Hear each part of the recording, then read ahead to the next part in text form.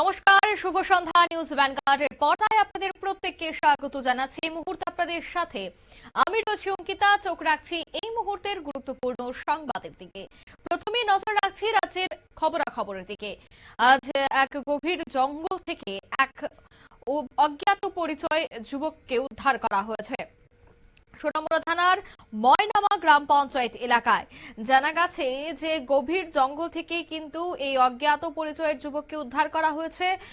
সঙ্গে সঙ্গে খবর দেওয়া হয় পুলিশকে। সোনামুড়া থানার পুলিশ ঘটনাস্থলে ছুটে আসে। ওই এলাকার মানুষ জানাচ্ছেন যে জঙ্গলে যুবকটিকে পড়ে থাকতে দেখেই তারা খবর দেয় দমকল কর্মীকে। সেখান থেকে দমকল কর্মীরা তাকে উদ্ধার করে। পরে সোনামুড়া সামাজিক স্বাস্থ্য কেন্দ্রে নিয়ে আসে। বর্তমানে সেখানে চিকিৎসাধীন রয়েছে সে। তবে চিকিৎসকদের কাছ থেকে জানা যায় দীর্ঘদিন যাবৎ খাওয়া দাওয়া না হওয়ার কারণে এবং জঙ্গলে পড়ে থাকার ফলে তার শরীরের কিছু অংশে পোকার সংক্রমণ ঘটেছে।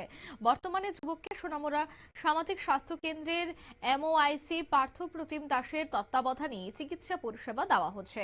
তবে যুবকটির নাম কি বা কোথা থেকে সে এখানে আসলো সে বিষয়ে সে কিছুই বলতে পারছে না। তাই হাসপাতাল কর্তৃপক্ষের পক্ষ থেকে কি বক্তব্য উঠে আসছে শোনাবো।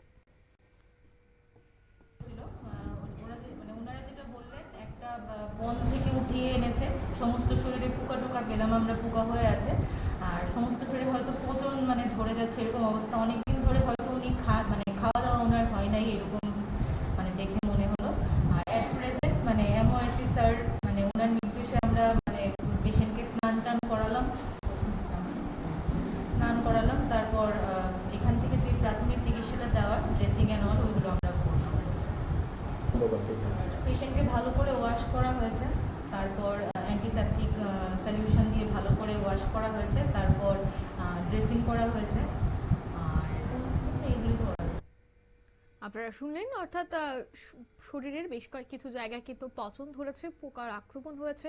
অন্যদিকে তিনি জানাচ্ছেন যে এখনো পর্যন্ত পরিচয় পাওয়া যায়নি কোনো সহৃদয় ব্যক্তি। যদি সেই ব্যক্তির পরিবারের সদস্য হয়ে থাকেন এবং এই খবরটি দেখে থাকেন, তিনি কিন্তু অবশ্যই যোগাযোগ করতে পারেন হাসপাতালে, কারণ এখনো পর্যন্ত কিন্তু পরিবারের কাউকে খুঁজে পাওয়া যায়নি। নিয়ে নিচ্ছি ছোট্ট একটি বিজ্ঞাপন বিরতি, সঙ্গে থাকুন।